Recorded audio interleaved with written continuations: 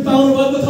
मैले सबै पत्रकारज्यूलाई हार्दिक सम्मान गर्न चाहन्छु, हार्दिक स्वागत गर्न चाहन्छु र यहाँहरूले बाँकी कुराहरू मसँग बुझ्ने क्रममा म थुप्रै कुराहरूको उत्तर दिनेछौँ र म आफ्नो भाइहरू पुनः पनि राख्नेछौँ। हामीले चाहिँ ज्येष्ठ नागरिक बाल अधिकारको बारेमा हामीले काम गर्दैछौँ। गाउँघरमा के छ करप्सन नीतिवादको बारेमा बुझ्छौँ। ज्येष्ठ नागरिकले आफ्नो भत्ता सुरक्षा भत्ता बुझ्दाखेरि सोध्नुहुन्छ उहाँले हाम्रो ठाउँमा आएर कहिले भत्ता आउँछ नानी बाबु भनेर। उहाँले चाहिँ यो झुटो आरोप लगाइराख्नु भएको छ कि जो एउटा कर्मचारीलाई अध्यक्षलाई चाहिँ यो चाहिँ गलत हो, यसमा चाहिँ हामी चाहिँ विरोध गर्न सक्छौँ है। म एउटा मेरो बजे पनि एउटा ज्येष्ठ नागरिक उहाँ चाहिँ बिरामीलाई राख्न चाहन्छ। मैले उहाँको भत्ता बुझिरहेछु त्यो मुद्दा चाहिँ मलाई लागोस् क्या। मैले पनि एउटा चाहिँ लिएको छु किन चाहिँ मेरो बजे बिरामीको खाँचाको छ। मैले भत्ता बुझिरहेको छु होइन भने यो आज चाहिँ लगाउनु हुँदैन। यो सब गलत हो। यसको प्रचार गरिदिनु उहाँले एउटै ठाउँको भएर पनि मलाई किन मलाई चाहिँ बाटो राख्नु भएको छैन। यो चाहिँ गरिदिनु भएन। यो सब गलत हो। यसलाई चाहिँ हजुरहरूले राम्रोसँग गरेर गरिदिनु होला। नभए उहाँहरूले पनि यदि हो भने आउनु पर्यो। जस्तो मेरो घरको बजेको भत्ता यदि मैले पाएको छैन उहाँले खाएको छ ऊ मान्छे पनि आउनु पर्यो नि। मेरो घरको भत्ता उहाँले खाएको छ भने व्यक्ति पनि आइदिनु पर्यो। होइन भने यसको झुटो चाहिँ कसरी पर्छ। मैले गोविन्द भण्डारीलाई बुझ्दाखेरि दुखीको अहिले सबै भनिहाल्यो। म क्या भन्ने उही पनि 2 शब्द बोलिहाल्नु भनेर बोलिया 2 शब्द बोल्न लागि बोलिया धेरै राम्रो काम गर्नुभएको छ। अहिले पनि यी जो मुद्दा हालेर क्या भन्दा गोविन्द भण्डारीका चम्चाम खरेती ल्याउनु खरे तर आज ऋषि दमलाले आउनु पर्ने थियो यहाँ। अस्ति मैले बोल्दा बोल्दा मेरो माइक मुद्दा लिएर गरेँ तिनीलाई पनि मुद्दा लागेको भ्रष्टाचारीहरू भन्नु मिल्दैन।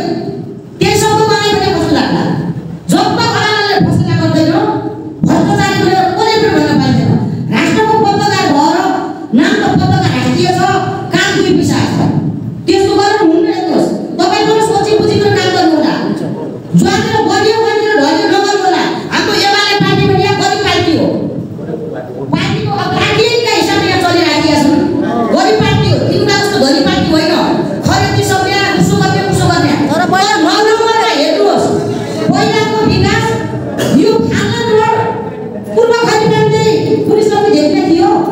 कन्भेन्सनको अमरावती हेर्नुहोस् मुर्ति हेर्नुहोस् कप्पा छिराएर हिँड्ने अवस्था थियो। हामीले विकास गरेका होइन। त्यो लेखेर हाम्रो किन आउँदैन विरोधीहरू नगरिया भ्रष्टाचारको नाम किन लगाउँछन्। भ्रष्टाचारी हुन् भनेर खुट्टा लेखेर मुन्टा लेखेका छन् भनेपछि प्रमाणित गरेर अदालतमा साबित गरेर उहाँले भित्ता हाल्नु न हामीले नगरेर हाल्नु न। त्यतिकै आफ्नो रिसिपी खोजेर यो जानकी नहुँदै होइन पुरा गाउँपालिकाको बदनाम भएछ। बन्द आइसकेको छ त्यो सोचिया छैन तिम्रो आपसका रिसिपीले कति बदनाम भइसकेको छ जानकी गाउँपालिका। तर तिनको पालो पनि आउँछ। भोलि एक दशरा खुट्टु काट्यो भनेपछि के हुने त्यसको अवस्था के हुने। यो घरमा काङ्ग्रेस माओवादी सबै मिलेर विकास आफ्नो विकासको क्षेत्रमा जानु किन विरोध गर्ने हो। त्यही भएर साबित नगर्दा हाम्रो भ्रष्टाचारीहरू अस्ति सबैले भन्नुभयो। मेरो धेरै बोल्ने मन थियो तर ढङ्गलाले चिने मेरो मुखको माइक बुता लगिहाल्नु भयो। बोल्ने मौका पाइएन। बोले 2 शब्द बोले माइक बुता लगिहाल्नु भयो मुखको तर उहाँले पनि भन्नुभयो तर यति भित्र मान्छेले भ्रष्टाचारी भन्ने होइन शब्द किन प्रमाणित गरेको छैन नि त प्रमाणित गर्नु पर्यो। अहिले सचिवजीले पनि 74 देखि 82 सम्मको डाटा सुनाउनु भयो। यसमा 9 करोड रुपियाँ त आइरहेको छ तर त्यो 9 करोड रुपियाँ जनतालाई नपाएर सबै एकलौटी कसरी गडाले खाएर होला यो खुसाको कुरा पनि भएन। र म पनि यो सामाजिक संस्था थुप्रैमा काम गर्ने मान्छे भएकाले कहीँ कतै पनि यो गडाले हामीलाई हाम्रो वृद्ध भत्तामा कुनै दिएन भन्ने कुनै गुनासो पनि अझै सुनेको छैन। मेरो बुवामा पनि वृद्ध भत्ता खान्छन् जस्तो लाग्छ कि प्रत्येकचोटि मैले बुझ्छु नभए मेरो बुवामालाई पनि लिएर जान्छ मैले काहीँ मेरो अहिलेसम्म कुनै पनि यस्तो गुनासो छैन। म गङ्गाप्रसाद भाट म बेला आउदै गरेर विद्युतको प्रबन्धक थिएँ। यही ग्रुपले मलाई 25 लाख रुपियाँ खायो भनेर मिडिया बोलाएर पुरा मिडियाबाजी गरेको थियो र अख्तियारसम्म पनि मुद्दा गएको थियो। तर अख्तियारले पनि त्यो मुद्दा नहेरिकन फिर्ता पठाएर अहिले उहाँहरू बच्ची दिनुभएको छ। अहिले मलाई देखेपछि उहाँ आफू शर्मिन्दा हुनुहुन्छ। यही अवस्था भोलि कि जानकी नमलाई मुद्दा हाल्नेवाला पनि हुनेछ भन्ने आफ्नो धारणा फेरि बुझाउँछ। तर मलाई त्यो धेरै नराम्रो लाग्यो। म अहिले 75-76 बाट एकदम पहिलाको भत्ता खान लागेको हुँ। मेरो देउरानी अत्तरियामा बस्नुहुन्छ। मैले मेरो देउरानीको भत्ता पनि मैले बुझेर मेरो देउरानीलाई मैले पठाउँदै भने अनि हिँडेबिना कसरी भयो होला भनेर मलाई त्यही अनिश्चितता लागेको कुरा यहाँ भन्न चाहन्छु। हाम्रो जानकी गाउँपालिकामा यो सामाजिक सुरक्षा भत्ता हिनामिना भएको भन्ने कुराहरू चाहिँ हामीले चाहिँ आधिकारिक चाहिँ गराउन सक्दैनौँ। यो कसै हाम्रो साथी भाइहरूले सामाजिक सुरक्षा भत्ताको विषय लिएर काठमाडौँ अङ्गालसम्म पुगेको अवस्था छ र उहाँहरूले वास्तविक हिनामिना गरेको भने छिटो छरितो न्यायालयले निष्कर्षमा पुग्नुपर्छ। अहिले 3 वर्ष रनिङ थालेको छ।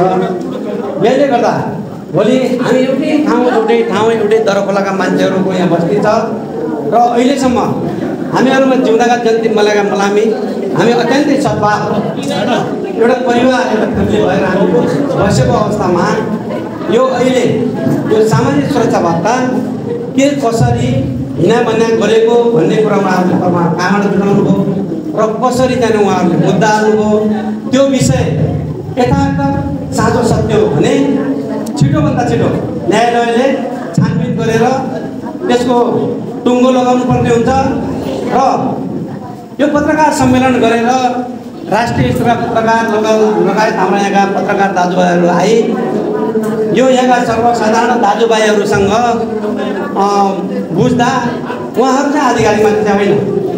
यहाँ सबैले तपाईँले बुझ्नुभयो, एकल महिलाहरूलाई पनि बुझ्नुभयो, वृद्धहरूलाई पनि बुझ्नुभयो। अत्यन्तै हाम्रो वृद्धहरू एउटा चाहिँ आफ्नो छोरा श्रीमानको कमाइभन्दा पनि वृद्ध भत्ताको निर्भर उहाँहरू चाहिँ आफ्नो चाहिँ जीविका चलाइराख्नु भएको परिस्थितिमा यसलाई छिटो छरितो यो विषय लिएर न्यायालयले छिटो टुङ्ग्याउनु पर्छ। सायद मलाई लाग्छ यो वाडामा जहाँसम्म लाग्छ मेरो जानकी गाउँपालिकाको सबभन्दा ठुलो 9 नम्बर वाडा हो भन्ने मेरो अनुमान लागेको छ र मेरो गाउँमा पनि भत्ता नपाएको मैले आजसम्म थाहा पाएको छैन। उहाँहरू भत्ता नपाउँदा हामीलाई पनि यो गाउँ समाज सेवा गर्ने व्यक्ति भएको हुनाले सोधपुछ गर्न आउनुहुन्छ र हामी वाडा अध्यक्षले फोन गरेर पनि सोधेका छौँ भत्ता कहिले वितरण हुँदैछ। ढिलो थाहा होला आफ्नो ठाउँमा किनकि 9 नम्बर वाडा लास्टै हो हाम्रो 9 नम्बर वाडा तर ढिलो थाहा भए पनि आजसम्म बुझ्नु भएछ भत्ता सायद भत्ता नपाएको मैले देखेको छैन। यति मात्रै होइन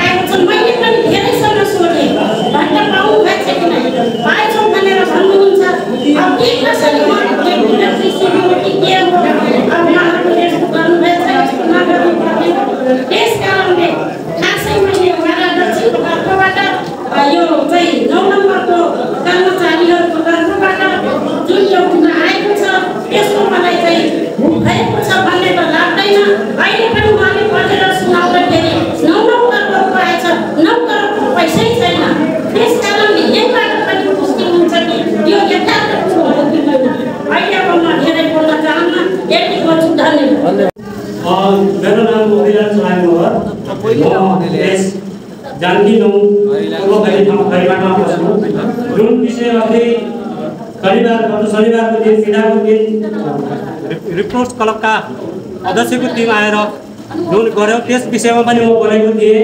त्यो सम्बन्धित निकायले गर्ने काम हो। त्यो सम्बन्धित निकायले अध्ययन नगर्दासम्म हामीले यो केही पनि भन्न सक्दैनौँ, केही पनि गर्न सक्दैनौँ। हामीले हाम्रो भन्ने विषय होइन भन्ने कुरा मैले त्यो दिन पनि बोलेको थिएँ र आज पनि त्यही विषयलाई गराउँदै म यहाँ 3 जनाको नाममा आरोप छ। वडा अध्यक्ष ज्यू र महिला वडा सदस्य कल्पना खड्काज्यू र पथरेया गाविसदेखि नै कर्मचारी रूपबाट वडा सचिवसम्म काम गर्नुभएका विनोद बडाज्यूलाई मैले राम्रोसँग चिन्दछु। उहाँहरू त्यसको नियमको मान्छे हुनुहुन्न भन्ने मलाई थाहा छ र म यो समाजसेवाको क्रममा सबै यो ज्येष्ठ नागरिकहरू चाहे जुनसुकै तहका व्यक्तिहरूसँग भेटघाट गर्छु र उहाँहरूले मैले यस वडा कार्यालयबाट मैले सामाजिक सुरक्षा भत्ता होस् या दलित भत्ता होस् मैले पाएको छैन भन्ने मान्छे मैले अहिलेसम्म भेटाएको छैन र यो जुन उहाँहरू बत्तीको हुन्छ त्यो सम्बन्धित निकायमा गइसकेको विषय हो। तर कहीँ पनि उहाँहरूप्रति झुटा आरोप लगाइरहेको छ। यस झुटा आरोपको म खेद प्रकट गर्दै आफ्नो भनाइ राख्न चाहन्छु। धन्यवाद। 2074 सालदेखि लिएर अहिले 2082 सालसम्म यो वडाको टिमसँगै म पनि अब बाटो बनाउँदा यताउति पर्वतहरू काम गर्दा म पनि त्यस सहयोग गर्ने म पनि लागिराखेको। अहिलेसम्म म भत्ता पनि मैले खाइराखेको छु।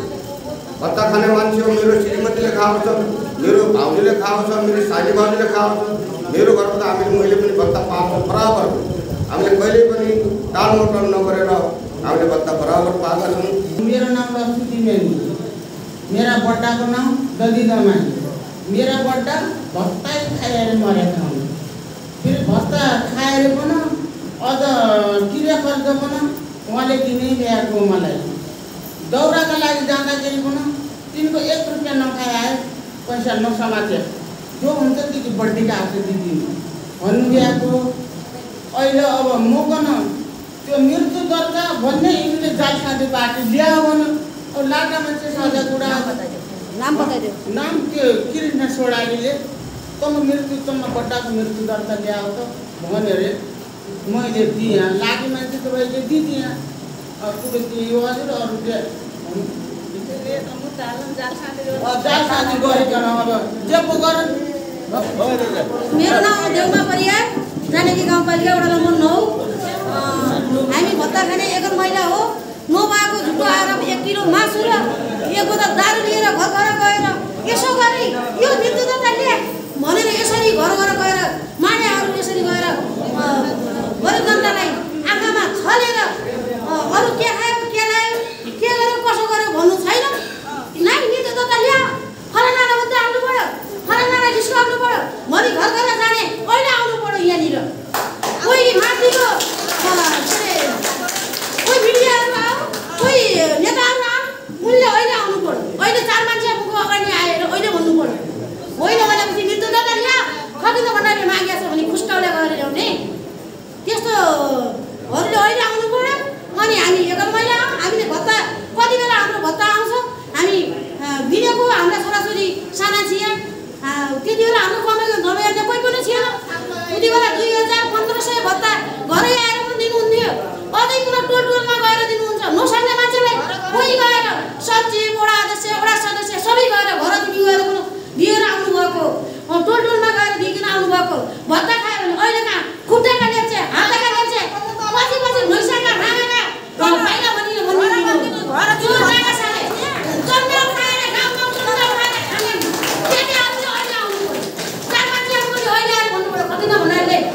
भ्रष्टाचारी मुद्दा बोल्ने मान्छेले हामी एक भएर सबैले मुद्दा हाल्नु पर्यो। हामी जानुपर्ने कहाँ हामी जान्छौँ। मिडियाहरूलाई पनि मिडिया भाइ बहिनीहरूलाई पनि म यस्तै भन्न चाहन्छु। अनि नभएको झुटा कुरामा साँचो नबाँधिनु होला भन्दै म आफ्नो शब्द यहाँ